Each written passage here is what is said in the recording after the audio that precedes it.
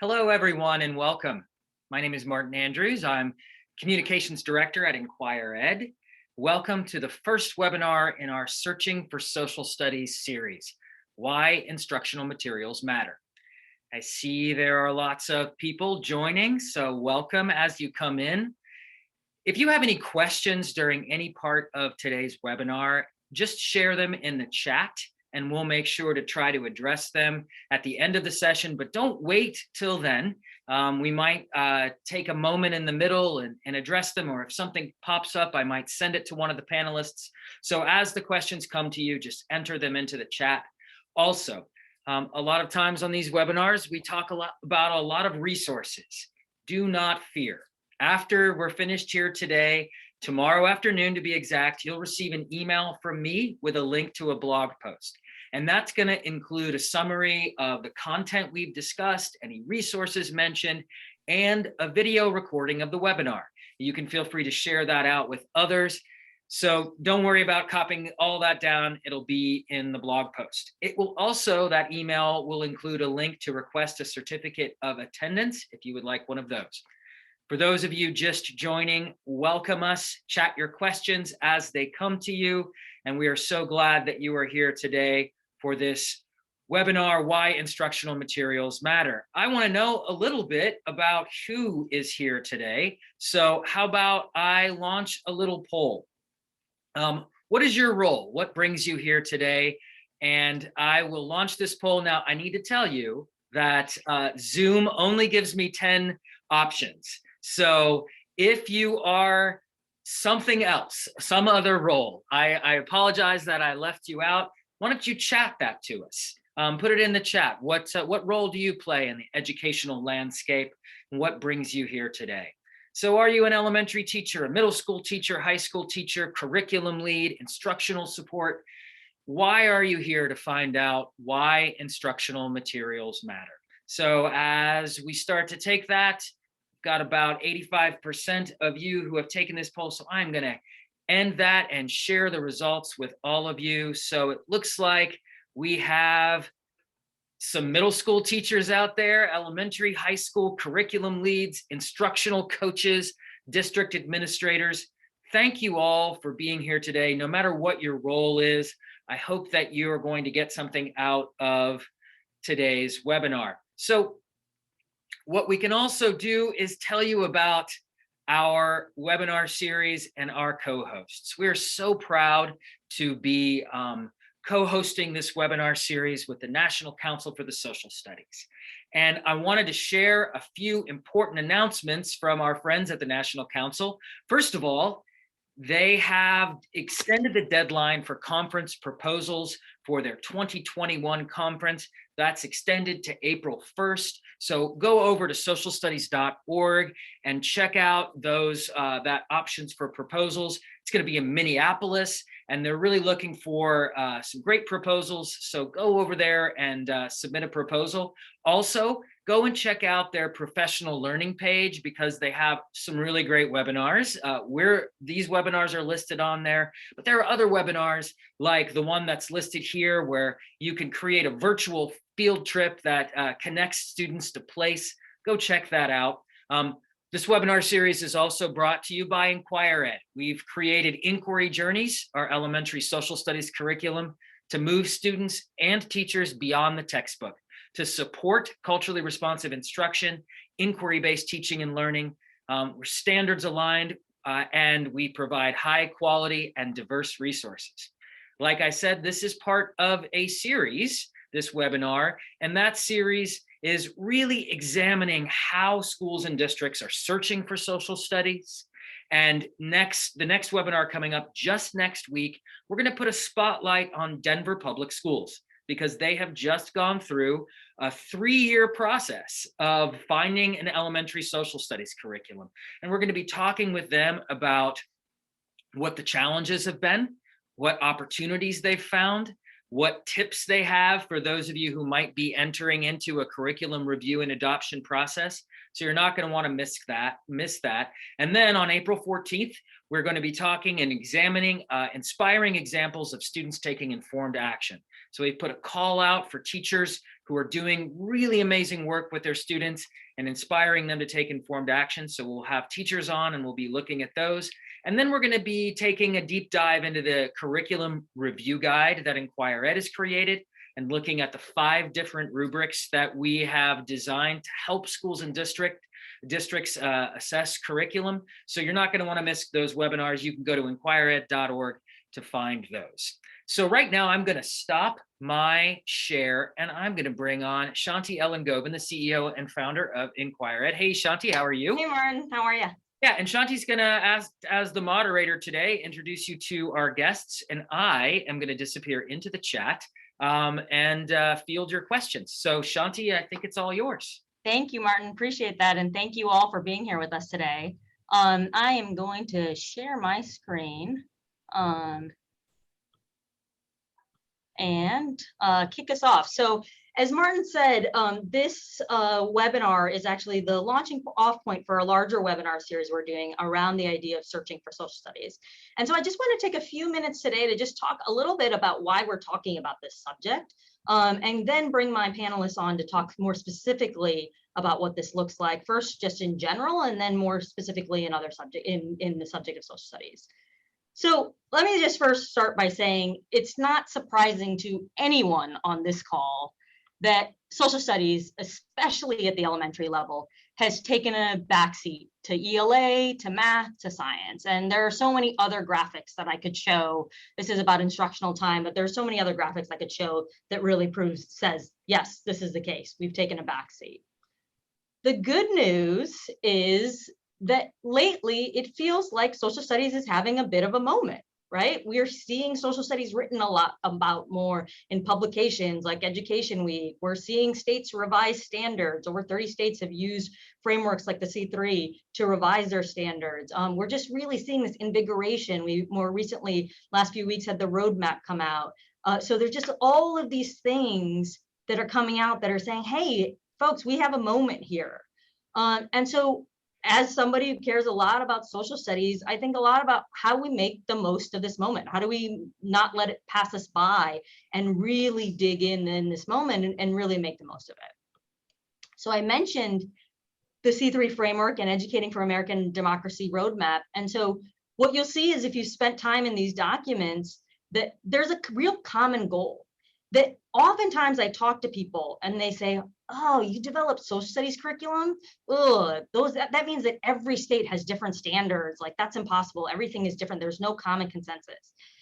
I beg to differ. While there is differences in what we see in different places, we are seeing a consensus. And what that consensus is really about inquiry-based, culturally responsive education. That both of these documents have really taken, especially in the terms of inquiry, really said, put that at the center and said, this is what it needs to look like in terms of social studies. But the challenge is that the model that we're setting out there is a huge shift in instruction for teachers. So they've got this current model, often a direct instructional model, a textbook model, and they're trying to get to this inquiry-based social studies model. And so when I ask our partners what the challenges are, they say, we can't find curriculum or assessments to support this model. So we kind of just gotta let our teachers figure it out. But the problem with that is that our teachers weren't trained to teach this way. They weren't trained to teach that way, and they weren't trained to design inquiries, and often don't have the resources or time to be able to do that. So districts are left with really limited choices. Often that means absolutely no resources, right? They're not teaching social studies often, or they're leaving their teachers left to find, or teachers are just left to find their own resources, saying, go out there and do it. Then they're often, those same teachers are often scapegoated when it doesn't work out. And we're kind of saying, hey, teachers, why don't you know how to do this when we haven't given the training or the tools to be able to do that? Or there's the textbook model. We've got incredibly outdated materials that are not inquiry-based or culturally relevant. And let me say this again, a lot of textbooks out there say, hey, we're aligned to the new inquiry-based standards, we're culturally relevant. They even use words like anti-racist curriculum. And I got to tell you that when you are bringing all of these sources together and you're becoming the author around what those sources, you're drawing conclusions for students around those sources and really editorializing around that. When you are putting a question on one page and then by the time you turn to the next page, the answer is there, I have a really hard time believing that that is aligned to an inquiry-based model or a culturally relevant model. And then the third option that we see a lot in social studies, really particular to social studies, is moving to a district written model. And again, here we have some real challenges because often when the district is doing this, they are really limited in their resources. They've maybe got a teacher team, a district lead that's really leading this work, and they're going to jump into this over the summer. And what ends up happening is they create a curricular framework that's really limited in depth. It doesn't go down to the lesson plan level. It maybe provides some recommended sources, but doesn't really go about thinking about how do you take those sources and what is the learning experience around those sources? What is the unit cohesion? What are the assessments, both formative and summative, that go along with this unit? So all of those rich pieces aren't there. And so it still leaves teachers to do a lot of heavy lifting. So what we've been doing, and really since the start of inquirED, is really thinking about what high quality social studies materials need to look like. And so we've really began this work by looking at models. And so what we see in ELA, science, and math over the last several years is really this move towards high quality instructional materials. You know, organizations like EdReports have vetted these materials and provide their rubrics and their assessments of these materials publicly so that districts and school district leaders and school leaders can go look at those assessments and say, hey, this is a high quality material that's really aligning to college and career ready standards, or no, it's not, it's falling short, and here are the reasons why. The reason that these subjects have really embraced a high quality instructional material model is really evident in the research. So what we see is, you know, there are lots and lots of different studies that I could show you, but this is one particular study that says, if you take an average teacher and hand them high quality instructional materials, it's like moving them to a highly skilled teacher in the 80th percentile. We all remember what it was like to have a highly skilled teacher. And imagine if we can make that the experience for our students year after year after year, rather than that one experience that you had in third grade or in fifth grade or whenever it came for you. So without further ado, I'm going to I want to bring on one of our panelists to really dig deep into thinking about what are high quality instructional materials, why they matter, and how they've been used in these other subject areas. So I'm going to bring on Tanji. Tanji, welcome. Thank you for being here with us today. Thank you, Shanti. I'm excited to begin our discussion today. Yeah, so I want to introduce you to our audience. Tanji Reed-Marshall, PhD, is the Director of P12 Practice at the Education Trust. In this role, Dr. Reed-Marshall works with state and school districts to help them use data to uncover educational inequities and gain knowledge to provide pathways forward that will ensure all students, particularly students of color and those experiencing or living in economic uncertainty, have access to an equitable and high quality learning environment. She has extensive experience developing teachers' literacy practice, from supporting prospective secondary English teachers who are working to obtain a licensure through the School of Education, to working as an associate superintendent of curriculum instruction, the literacy specialist in Charlotte-Mecklenburg schools in North Carolina. Ms. Reed-Marshall holds a doctorate in curriculum and instruction with an emphasis on teacher practice with high-achieving African-American students from Virginia Tech, a master's degree in English education with a focus on critical literacy from the University of North Carolina at Charlotte, and a bachelor's degree in psychology from Boston College. So Tanji, thank you again for joining us today. Thank you. It's definitely a pleasure. And before we begin, I find it really important to pause for a couple of things. Number one, once again, our nation is coming face to face with hatred against people who, for no fault of their own, have been associated with a disease that has crippled the whole world. And so before we begin our discussion, I'd like us to just honor the memory of those people who have been targeted, and really also want to say, you know, how sorry I am that community is experiencing the kind of hatred that so many of us have been experiencing throughout our history here in the United States. And so we definitely stand with that, with those with Asian American populations in this really crucial time. And then I also want to just pause and give honor and homage to the ground upon which we all stand, which has been inhabited by peoples whose lands have been stolen from them. And so with that, I thank you. And first question. Thank you for taking a pause there. I appreciate that. Tanji, I'd love to start by just telling us how do you define high quality instructional materials? What are we talking about when we talk about high quality instructional materials? Yeah, that's a great question. And you mentioned the Khan report that came out and talked about the effects of it. And you mentioned ED reports and a couple of things that we want to keep in mind when we're talking about high quality. There's a quantitative measure and then there are qualitative measures. So quantitatively in the ELA side, you're going to be looking at things like Lexile levels. You're going to be looking at those kinds of measures where we can get a sense of the sort of cognitive push students will be asked to bring to bear, their cognitive loads. And then we want to talk about the qualitative measures that deal with things like, how do authors structure a text, right? How are authors using processes of literary tools and structures to develop ideas within text? And in math, we're going to be looking at how are students being asked to understand concepts of math and then applying those concepts in real time to real situations, either in buildings or outside of buildings. And same thing with science. How are we asking kids to take knowledge and apply knowledge in real ways? And so a curriculum is high quality if it is aligned to standards, right? We are a nation of states and we all have our own standards, but we do have a measure of what we consider to be, high quality, high demand, high rigor standards. So number one, is your curriculum, are the materials aligned to standards, and can you prove it?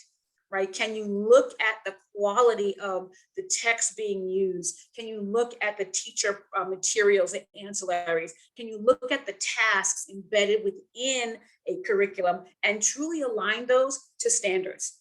Right? And then are you asking students to engage with high demand, high rigor tasks? That's a part of the material use as well. How are they going to be used? Are they going to be used to advance recall and reproduction? Are they going to be used to advance, basic analytics? Or are they going to be pushing kids to extended learning and strategic thinking? A report that Ed Trust did a number of years back, we found that, after 10 years or so of, high quality standards, we found assignments were not aligned.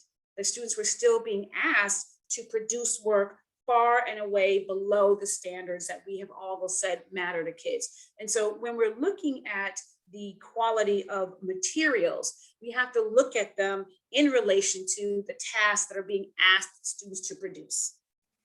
Yeah. Let's talk a little bit about kind of even just going a little further into that definition and just really get a little bit granular in terms of thinking about teacher supports. So I mentioned earlier in the social studies world, the word curriculum often gets thrown around a little bit. And I think this really goes around across subject areas and there's this different definition about what it means to be curriculum. And so when we're talking about what it looks like for curriculum to really support the instructional shifts that are being asked of teachers in college and career ready standards, what are we talking about? What does that material need to look like? Yeah, the material needs to, one, look like, if you have to think about an arc, right? An arc of learning, right? Mm-hmm. The curriculum has to be this coherent body of materials that support a coherent structure of learning that build upon knowledge. So it's a knowledge building structure of materials that support teachers as they build this sort of coherence of understanding of concepts. And the one other thing that, and I didn't neglect to say it, but left it out of looking at the quality is, do we understand the relevancy from a cultural and a racial dynamic embedded within a curriculum as well? So how are we helping teachers build their own knowledge on those and then build that knowledge into a sort of arc of learning across time. So we're thinking 10 months of time in school, right? So we're thinking about that time period that really helps students build knowledge as we go throughout the course of the year. So they have to look like that. They have to look like they're helping students acquire and use a foundational knowledge, and then how they build upon the foundations and then extend from that point. Yeah, I know that so much of your work really deals with thinking about equity. And I'm curious what you would say in terms of the role high quality instructional materials can play in terms of thinking about equity in the education space. Yeah, I think I'm glad you asked that question. And I think what's beginning to happen is we are sitting high quality and equity in two separate buckets. And they're not in two separate buckets. They are the thing, they're together. So in some respects, you really should be questioning the quality of a curriculum or the quality of materials if they are not attending to, if they are having an inordinate number of authors who might be of one single race, right? And in our case, they're going to be primarily white authors, right? And they're going to be primarily male authors, right? And so you really have to ask some critical questions around who is saying this, who's telling the story, right? And who are they telling it about? Is it their story or is it they're telling somebody else's story? And if they're telling somebody else's story, are they doing it through a way that honors that group of people, or are they doing it through a lens that perpetuates negative stereotypes? Or are they over-privileging a sort of dimension of whiteness that we are beginning to say we need to challenge, right? That we know we have to challenge. I think that's really important from an equitable standpoint. If a group of people are absent from the curriculum, then they're absent from the body politic of knowledge building. Mm-hmm. And so that's inequitable on its face. And so when we're thinking about the quality of instructional materials, that must be taken into account from a number standpoint, how many groups of people's voices are represented through storytelling, and then who's telling the story. How are groups of people being shown in the images that are connected to stories, right? Who is on the page and how are they on the page are those critical questions around equity.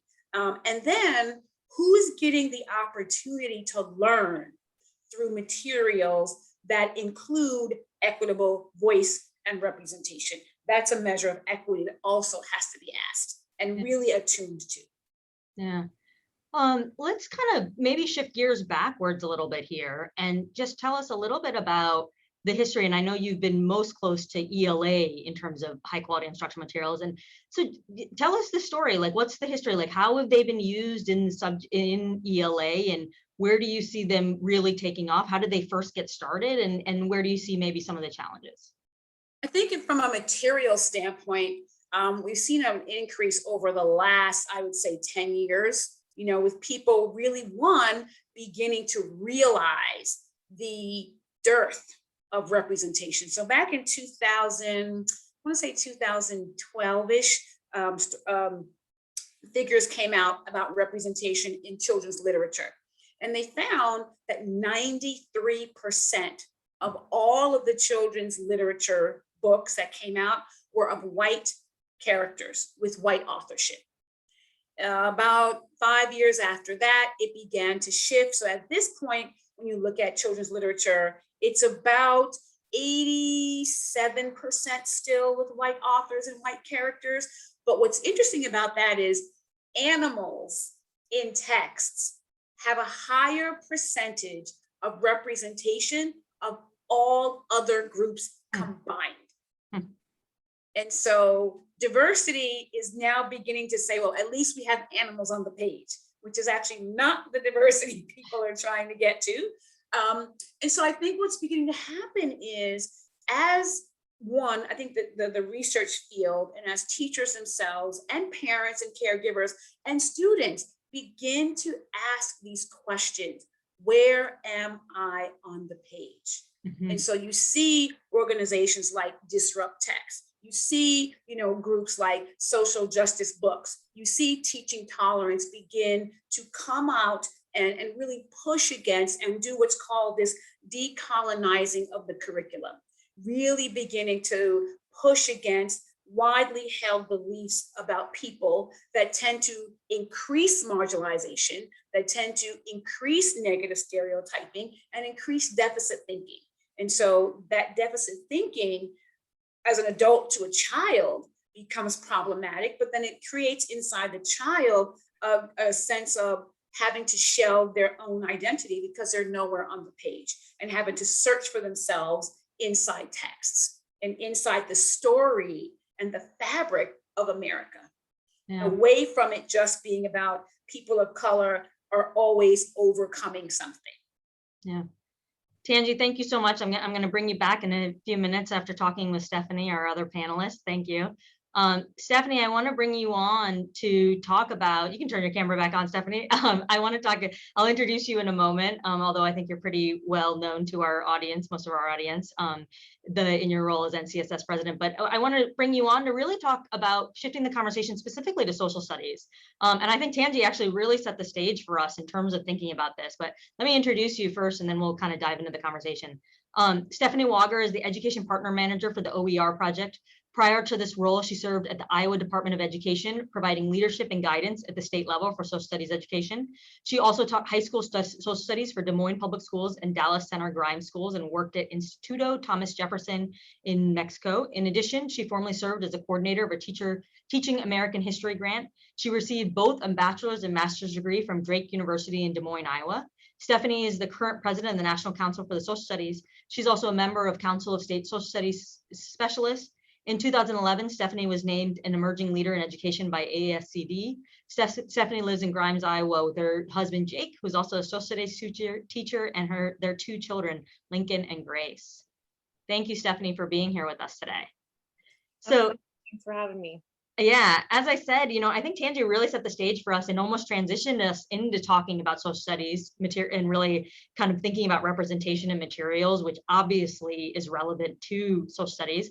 But I want to take a step back and just kind of get down to just thinking about what's the current state of instructional materials in social studies from your perspective, both at NCSS and at the OER project. Yeah, well, I mean, I think it's really mixed, I would say. I think there are some certain some light out there, and I think we also see sometimes even in the news some examples of really bad materials that people are using. And I think, as you pointed out, there certainly tends to be a lot more examples of high quality materials at the secondary level. And I think we can all, we could all take some good speculation about why that might be in terms of the marginalization of social studies at the elementary level. And so inquirED is probably one of those, shining examples of good things at the elementary level. What you were talking about earlier was really resonating with Shante when you were giving the opening. In my previous position at the Iowa Department of Education, we adopted new standards in 2017. Of course, part of my role was really supporting districts across the state in implementation of then what does that look like in the classroom, and our standards were very inquiry based. And you can imagine sort of the catch-22 that I was in, because states oftentimes can't prescribe curriculum, can't dictate curriculum, and so districts were very much left up, especially elementary schools, very much in this catch-22 of do we leave this to our teachers to try to figure out, do we try to go about this big task of writing curriculum in groups or something like that, or do we purchase something? And oftentimes those are all not great options, because there oftentimes aren't a lot of good models out there. So I think that oftentimes leads to a lot of what I would like to call instructional materials by Google or by Googling. We see that all the time. The examples of, I need something for tomorrow, I'm going to Google something, and the top hits are going to be something on teachers pay teachers or things like that, that can be a little dicey, right? Going back to my previous position, I a few years ago did an activity with teachers in a district I was working at, where I did that. I went and Googled, and then I found some really high quality examples of the same content, and we had a little activity where it's like, okay, which of these materials are aligned to our standards, right, as Tanji pointed out, and which are high quality. And we looked at some characteristics of high quality materials, and it was really kind of like a light bulb moment, I think, for many of them, because when you start comparing those things, you see a lot of differences, in exactly as Tanji talked about, that coherence across lessons and across units within a larger picture. you see the things about high quality texts and that kind of thing, rather than these sort of one-off, kinds of things that you're going to get if you're just Googling something. So I think those have been really profound, at least in my understanding about what is kind of out there. And I think, a couple other things I would say, you mentioned ed report, Shanti, and I think that's one of the things, there isn't that structure in place to really drive like the market for high quality materials. So I think that is a big detriment in social studies, that there are those structures in place in math, reading, and science. And so we need to try to create or push on that a little bit, I think, to drive that market. Tanji also talked a little bit about, culturally responsive and anti-racist materials. That is huge in social studies, because when we have high quality materials, when we're combining equity with the high quality, just like Tanji said, students can really see those windows and mirrors. They have access to that. On the flip side of that, when we're not doing that, I think it really creates sort of curricular violence with our students. And so I think we need to think really seriously about the kinds of materials that we're using. I certainly don't want to leave this conversation without doing a little plug for the OER project. I think we feel really strongly about this whole idea of connecting things together, and we create high quality, free and open courses, predominantly for secondary. But just that idea that these units and lessons all connect together, they're certainly centered on knowledge building and high quality texts and those kinds of things. So just a quick overview, right? Of Yeah. the state of instructional materials in social studies. Definitely. Let me dig a little deeper. I had someone from the ELA world say, I noticed in social studies, there seems to be a lot of movement more on the kind of the small organizations where that are creating supplemental curriculum, but not really in the core space. And I'll make a plug for inquirED and say, I'd say we're an outlier in that, in trying to take that on. And so I'm curious, just what do you think's going on there? Because the reason we went to core is that it still leaves the teacher to try to put all of this together. And so the reason that textbooks exist, if you ask me, in the original state, for a lot of reasons, there's politics involved in all those things, but if we put all that aside, there is some merit to this model of being able to give one thing to the teacher for them to follow, to go through. It makes it, a package for them. And so I'm just curious about where you think kind of like what's leading to that, the kind of more supplementary space, and if you feel like we might need to move to thinking about more comprehensive materials. Yeah, I mean, the first thing that I jumped out at me was thinking about textbooks, and why did textbooks originally emerge? It was actually for the teacher knowledge, right? When we think about, back to the one-room schoolhouse sort of model. So I think, that we have to navigate away from that, right? Or at least I hope we do. But I think in the space of supplementary, I mean, I think why we're seeing that is exactly because of that market idea, that there isn't as much of a market out there for big publishers or bigger companies to work in the social studies space, predominantly because there's 50 states, they all have 50 sets of standards. And there hasn't been a lot of, we don't have the Achieves, the Student Achievement Partner, those kinds of groups that has really, or Ed Reports would be another example, that has really come together to say, here's what high quality instructional materials looks like. So everybody's sort of working from that common definition in social studies. Those things certainly exist in some of our other content areas, but I think that is also leading to what we're seeing a lot of more those high quality supplementary materials, and why there's space there, but harder in that larger space. Yeah.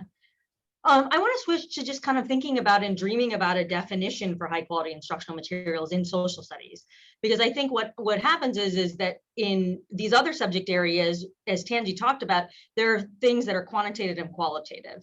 And so that isn't the same in all subject areas. What you're looking for in math curriculum isn't going to be the same thing that you're looking at ELA curriculum. You might in both curriculum, you might say that they really need to have lesson plans. They really need to have professional learning supports. They really need to have assessments, these things at a high level. But when you go down to the real granular level, it changes. And so I'm curious, just like if you can talk a little bit about thinking about what we might need to be thinking about if we're really putting, say, let's define what curricular materials, high quality instructional materials look like in social studies. What are some of the things that come to mind quickly that we really need to bring into our space that's really specific to social studies?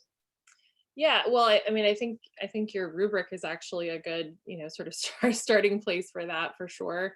But certainly in social studies, the things that pop out or that we would want to see in high quality materials is certainly, an inquiry-based approach, right? So how are we thinking about that? How are we thinking about questions? Certainly sources really matter to social studies. So how are we seeing the use of both primary and secondary sources? How are we asking kids to engage with those sources? I love the Tanji talked about the knowledge building piece, and how do all those pieces connect together? And that's, I think, the biggest thing, right, that is perhaps lacking in a lot of things that are out there is you might see a really high quality lesson plan. For example, if I Google the American Revolution, I'm probably going to find some really great lessons, but it's going to be in that one thing, not necessarily how does that entire concept or topic sort of hook together. And I think that's something that I certainly would want to see in quality instructional materials. Yeah. I'd love to talk a little bit with you. You kind of mentioned a couple of things, but if you had to say, like, what do we need to do to get to high quality social studies materials? What would you say? What are your kind of top recommendations there? Yeah, I mean, I think we've been doing so much around advocacy at NCSS this year, and that's a particular passion of mine. And I don't want to oversimplifying it by saying this is an advocacy issue, but I often talk about little a and big A advocacy, and I think this is a little a advocacy issue that we oftentimes kind of overlook in social studies. So an example actually that I've used in the past is ED reports, and I don't mean to pick on ED reports at all. It feels like I'm picking on them a little bit, but I don't mean it in that way. But how could we work with them, or how could we sort of demand in a nice way that hey, we really want to work with you to ensure that social studies is seen in an equitable space with our other core disciplines, right? So how can we, as social studies educators, contact them, reach out to them, find out, what is the leverage point to make sure that social studies is, I would say, either at the table, or how do we create a new table to draw attention to these things. So I think a lot of this is recognizing those little a sort of opportunities of how we can push on, whether it be folks like ED reports or other entities in creating those high quality materials. And even some states have had a big push lately for high quality materials. So maybe it's working at your state level to see this more as an initiative. There could be a variety of things, but I think those are a couple of the things that pop into my mind.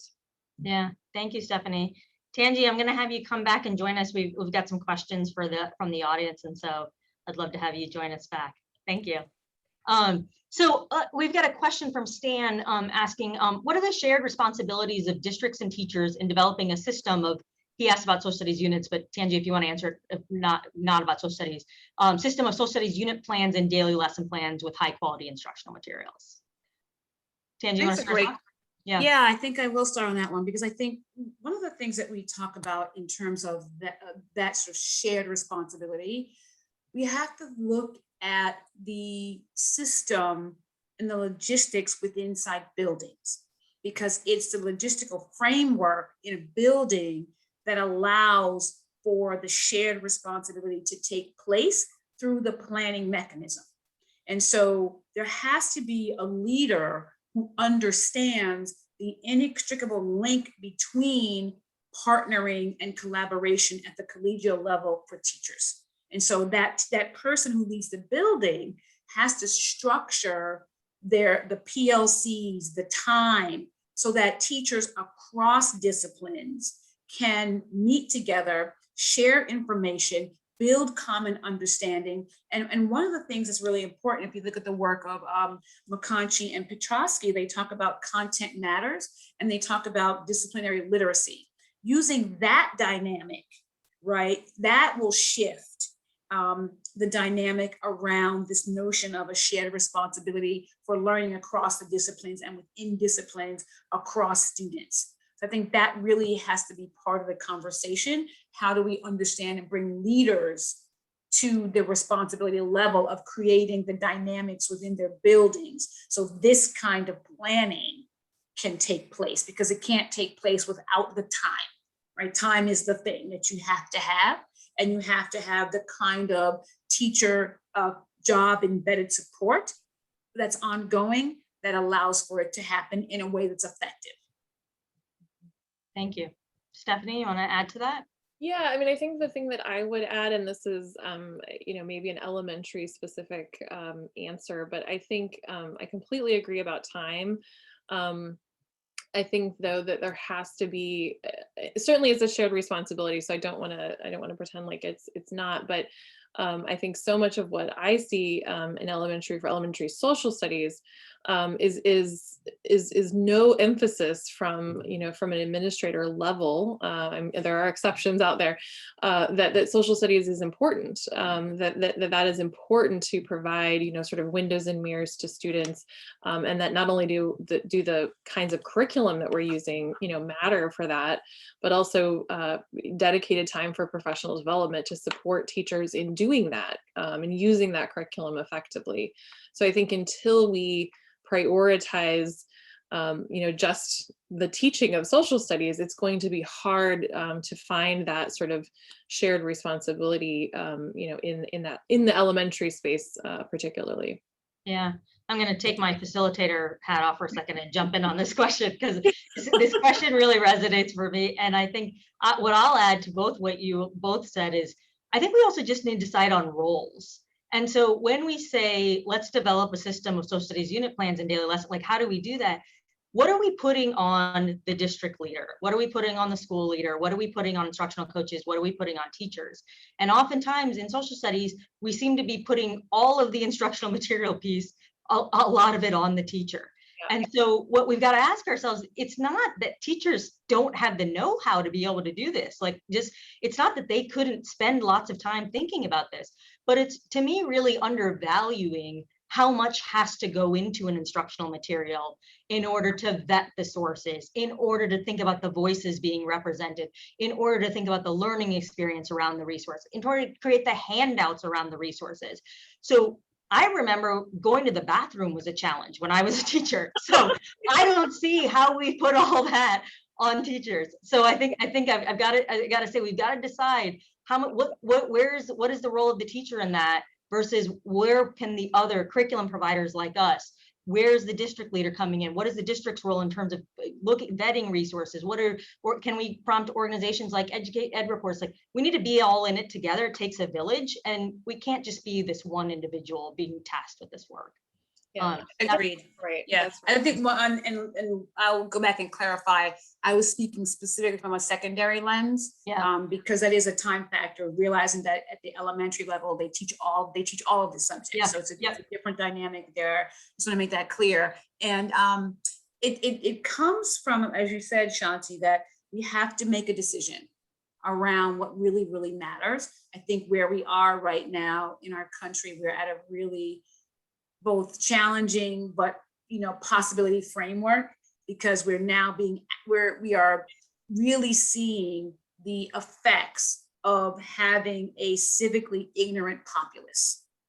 We are seeing that, and so we're seeing cries for our students not having been taught the most basic of information around what it means to be civically engaged in your country.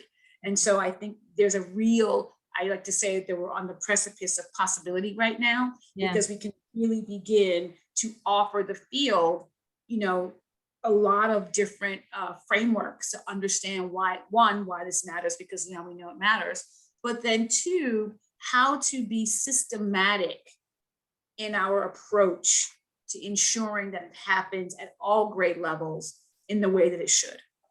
Yeah, definitely. Thank you. We've got lots more questions, so I do want to jump more into those. Julia asks, how should districts and schools be thinking about professional learning to support good enactment of high quality social studies materials?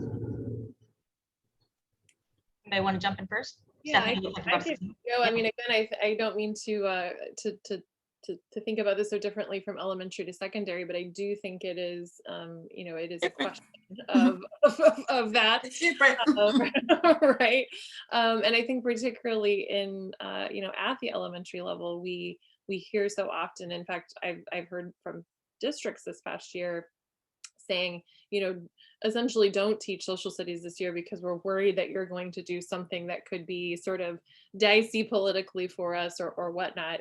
And I think that that certainly leads into this professional development conversation that a lot of elementary teachers say, I don't feel comfortable, you know, with the content that you're asking me to teach. And at the same time, we know that good professional development around, you know, so directly related to the curriculum that we're engaging in is really important. So if you don't have, you know, them together as a system, I just think it creates a lot of issues. So I think from an elementary lens, there has to be, you know, a really high quality curriculum, but specific professional development to support what is happening in that curriculum and building up that that content knowledge of teachers that are teaching that curriculum. Yeah, definitely. Yeah, I think it's interesting that teachers say when we talk about history and social studies, that people are worried about, well, the content's going to be dicey. So we're talking about like, so if we stop and just ask ourselves a really critical question. So the content around events that actually happened is the dicey thing. Like that's what I ask people, like, so the content, if we're going to talk about slavery, the content of slavery is the dicey thing when it's an actual part of the historical framework of this country. Is that, like, I always ask people, so tell me what the dicey thing is, right? Or is it because you don't have the actual knowledge yourself? Or are you worried about the extent to which your own ideologies will be brought to bear in the communication of the information? So, you know, one, I think part of the professional learning at all levels has to get to the underpinnings of why there's such angst around teaching actual material when the material is the content that actually happened. So it's not like you're making up stuff, like it's the actual stuff that happened. So you're helping. You got an amen in the chat. I'm just, I mean, like, you know, like I said to my son, like, where's the lie in that, right? So, like, you know, you're teaching, you are giving children information about actual truths that happen in our society. And so if that's the challenging piece, then we've got to help in the professional learning get underneath that too. So there has to be the kind of professional learning that teases out the angst. And that's really hard to do because that's going to ask people to come face to face with themselves. We love windows and mirrors as long as somebody else is mirror, not me. Yeah. in those kinds of ways. Yeah, it really connects to just back to what we're talking about in terms of instructional materials as well for me, because I think about what you're talking about is, so the same idea is that we've got this dicey topic. So the answer is, let's not give any materials and let's let you go figure it out. And I think I said it on our last webinar, but I'll repeat it, is that I very rarely see on a web page someone trying to convince me that 2 + 2 = 6. Yeah. You know, they never do that. And they don't do that. In 1984 at the end when it's 2 + 2 = 5. Yeah. But I tell you what, I see a lot of sites trying to convince me that what happened isn't what happened, you know, right. And so, or what if something else happened in place of what happened. And so that dicey topics, when we're talking about instructional materials in social studies, I don't know of another subject area that could be more susceptible to what we are dealing with in our society right now in terms of both misinformation and disinformation. So yeah, I'll get on that. I'll also add, we have a webinar at the end of this series all about a curriculum-based professional learning model. Jim Short from the Carnegie Foundation will be joining us, and really we'll talk about their curriculum-based professional learning model, and then we'll talk specifically about how it works in specifically to social studies. So for those of you interested in talking more about professional learning in terms of its connection to high-quality instructional materials, join us for that one. I'm going to jump back into the questions. The principals in our elementary schools want to embed social studies standards in ELA and math. I know that the standards are not fully or even modestly being addressed. How do I convince the principals that social studies is important? Thank you, Jennifer, for that question. Stephanie, you want to jump in on that one? Well, sure. I mean, I've been using this quote a lot, and the end part of that made me think about it. So I'll read it so I don't mess it up. But it's democratic societies rely on high quality social studies instruction, cultivating students who delve deeper into issues and problems that vex humankind. And that's from the Visible Learning in Social Studies book from Julie Stern and Fisher and Fry and Hattie. You know, I guess I would say that I think sometimes I don't think there's anything wrong with good integration into ELA. There are certainly a lot of connections between social studies and ELA, but I think, you know, there are also unique things to the discipline, and oftentimes I see that. I was in a classroom a couple of years ago, and the teacher was, this was an elementary classroom, and the teacher was saying, you know, we're integrating social studies into ELA. And her vision of that was that they had read a book about, I believe it was Franklin Roosevelt, and they read a book about the Vietnam Wall. And that was social studies, you know, integrated into ELA, because those books were about social studies topics. And I think that oftentimes is what happens when we say we're integrating and we're not seeing these as two distinct disciplines. Now, on the reverse side of that, I think we don't learn in silos. So I think it's important to also make those connections if we're doing that really, really carefully in understanding there are distinctions, but there are also, you know, a lot of interdisciplinary opportunities as well. So I don't know that that was a clear answer, but it was just a caution, I guess, of what that integration looks like. Yeah. Tanji, you want to add anything to that? I think you're definitely right, Stephanie, in that, you know, they're two distinct disciplines. And one of the things in terms of the content, right? So we think about a disciplinary lens, there are structures in the history lens, right? And so I think part of the issue is that we see it at the elementary school as social studies, and then we don't see social studies as a discipline. And history is the discipline, right? And so, you know, we begin to shift into the discipline later on. And so I think maybe one of the ways to sort of push against that is to really recast the language and talk about the language, even at the elementary school, that we're teaching history, that we're not teaching social studies, we're teaching actual history, because social studies can be how to build community. That's not history. Like, there's history in that, but that is not historical information, right? We can say in history, here's how communities were built, but the topic of communities may not necessarily be history, right? So I think one of the things would be to really look at that. And then looking at the lens of literacy development, right? This sort of shared responsibility of literacy development. So using the history discipline as a tool to help build literacy skills, right? And you see more of that at the secondary level, but there's certainly ways to do that in the lower grades as well, in the elementary grades as well, really casting it as, all right, well, then we'll embed them, but we'll use history, that frame of historical understanding and underpinning, to help build literacy skills, things like how to evaluate, things like perspective adopting and understanding that, things like how to critique and write argumentative essays, how to adopt a perspective and make claims, and those kinds of, you know, English language arts type skills. Mm-hmm. Yeah. I would just add that when someone asks me this question about how do I convince them, I say, well, do you care about informed citizenry? Do you care about social studies is the question, you know? And so there's a lot to care about there as its own subject area. And so that is kind of my baseline argument there. I think though yeah. Just to add to that, I think sometimes, and again, going back to my advocacy hat, like we have struggled, I think, as a discipline a little bit in making that case, you know.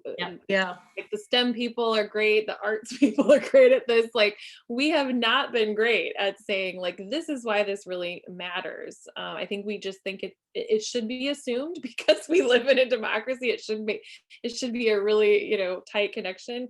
But I think we have to do more to specifically point out, here's why this does matter, and really point out like the payoffs. I think that's the other thing is we say what you said, Shanti, but then people don't see like, what's the payoff, right? Yeah. I'm talking about STEM.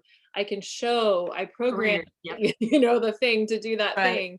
That's right. But not in social studies as clearly. So the more that we can, make that case, I think the better off we'll Yeah. be. Definitely. Really good point. Very good point. We have a couple of questions about resources or places to go to look for high quality materials, and just thinking about sources that you might recommend, and thinking about high quality materials. So Stephanie, I'll give this one to you. Yeah, well, I'll circle back to the OER project where I am right now. OERproject.com is our website, and right now we have complete courses in what we call big history, which is kind of the history of the universe, and several options for world history. And I just think it's a good model of showing the thinking of laying out an entire world history course. What are the activities, what do the teacher side of that look like, what do all those pieces look like, to see how that fits together. Certainly it doesn't represent all so potential social studies courses, but it's one of the unique things I think out there that that really speaks to seeing a full course laid out. And as part of that, I guess I would add, we have a world history, or excuse me, a professional development course that is offered to directly support teachers in using the course, and then also a community. So if people can come in and say, I'm struggling with this, help me here, or share resources. And so I think the combination of all of those things are a really good kind of secret sauce that we believe in. But certainly, again, I'll just tout inquirED's stuff for elementary as well. Thanks, Stephanie. I'll also say, those of you who are asking about the sources piece of it, they're really, part of the reason we're running this webinar series is that there isn't a lot of definition around what materials need to look like. And so we have kind of taken our approach to this in terms of thinking about when we're designing curriculum materials, what do materials need to look like. Stephanie mentioned a little bit earlier, it's called our curriculum review guide. And so if you go to our website, you'll be able to download it there, but you can also we've got a webinar, I think it's the third in this series, where we'll be diving really into thinking about that resource and going into the details of thinking about what instructional materials need to look like. That is really a living, breathing document. It's our bar for what we believe materials need to look like, but it really truly does need to be a village effort. We are curriculum publishers, and obviously we have a vetted stake in this. So I think it's important that others weigh in on it and push on it, and that it becomes this document that grows from there, that we're just putting something out there that I really hope others build upon. And so I'll would love for everyone to join us on that webinar as well. I want to, Tanji, ask one final question, and this is a big one, and we've only got 3 minutes, so this is going to be a big one. Howard Zinn advocated for teachers to put forth a marketplace of subjectivities for students to use their own value judgments to evaluate and analyze. Should a teacher's own value judgments shine through the presentation of the content, or should the teacher's own value judgments be kept locked away in an effort to help students from their own ideas come to their own conclusions?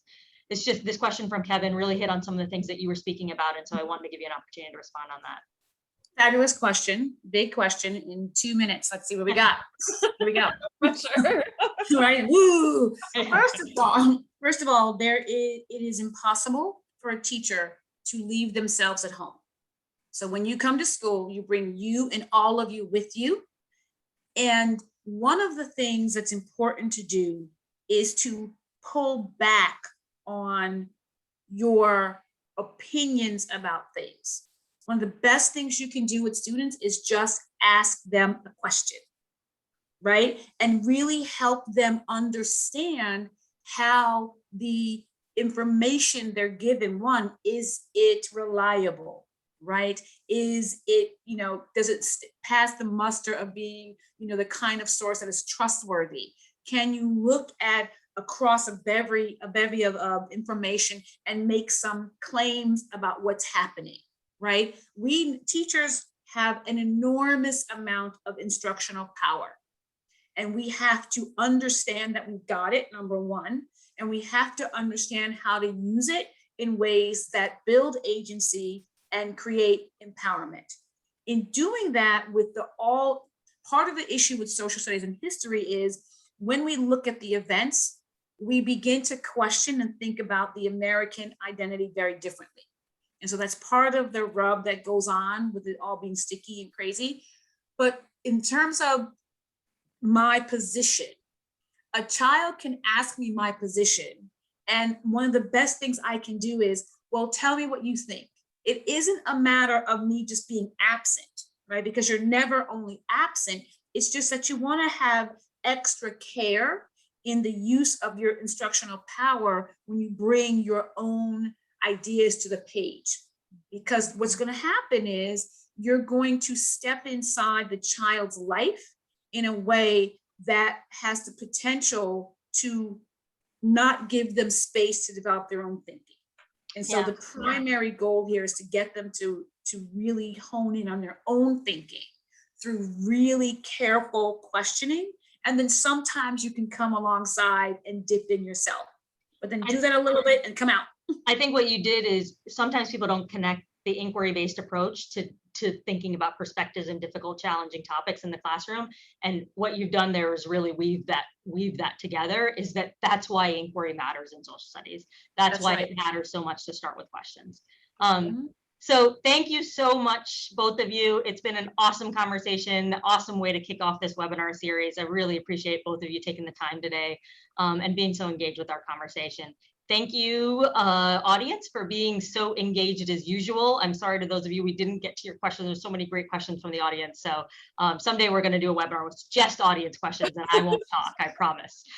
And so thank you all for your time, and we will see you on the next one. Thanks. Take care. Thank you, everybody. It's a pleasure. Bye-bye. Good to meet you.